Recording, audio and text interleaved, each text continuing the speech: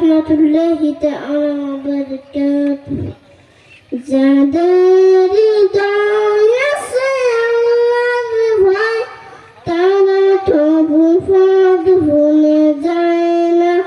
আল্লাহর প্রেম ছাড়া এই দুনিয়ায় কারো কাছে কোনো কিছু চায় না।